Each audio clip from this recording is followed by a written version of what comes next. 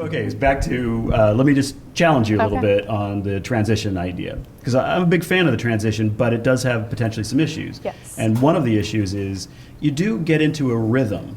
And once you've gotten into a rhythm with taking certain exams, for example, under 4.0, there's the vignettes, and the vignettes are kind of that crazy sort of like drawing, kind of not drawing. You're sort of drawing in PowerPoint, kind of. So it's kind of this unusual thing. It takes a little while to kind of get used to doing that.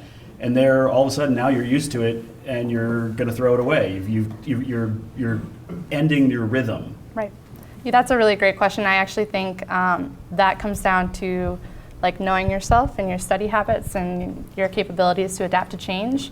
If you're not a great test taker, sticking with one is probably a better option. If you are fairly flexible, if you are, tests don't freak you out. Some people have that. I feel pretty comfortable with testing, so I'm okay learning the new format, and I think that I can take that under my belt. But if you are a person who's, you're on a schedule, that you get that rhythm, it might not be worth it to lose it. So it's either go with 4.0 or go with 5.0. So just to be clear, what you're saying is you're so much better at taking tests than everybody else. That's what I heard. Yeah. Is that what you heard as well? Yeah. Okay, so we're hearing the same thing.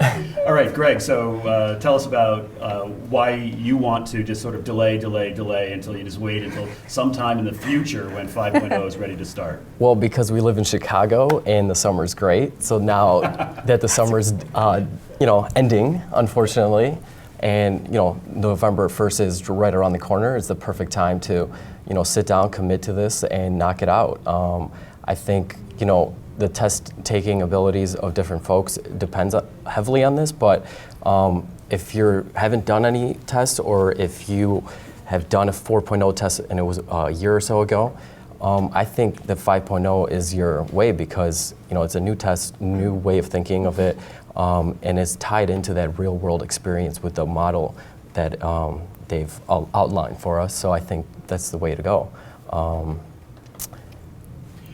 Are you nervous at all about the fact that we have sort of an idea about what the format's going to be like, but you never know until you see it. 4.0 has been around for a while.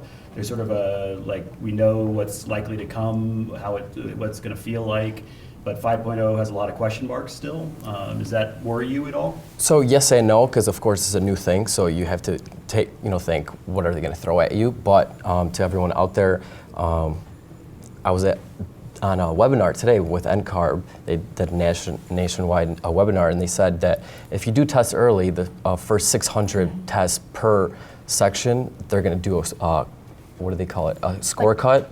Yeah.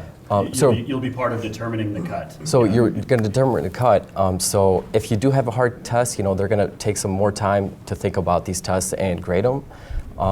So you may, luck out in that regard, I guess. I think what Greg's really saying is the first 600 people, they're all going to pass on the first try, guys. No, they said it's not a guarantee, but it's definitely just an extra motivational thing. So, to think of something new. Well, NCARB is rolling this thing out as a new thing, and they're also cautious of how it's received. So, it's a tug of war, I guess. Mm-hmm. But aren't you worried about being sort of a guinea pig? I mean, I think in architecture we're worried about that every single day. So it's just kind of part of the profession, and take it on. And like you said, just take it and see what happens.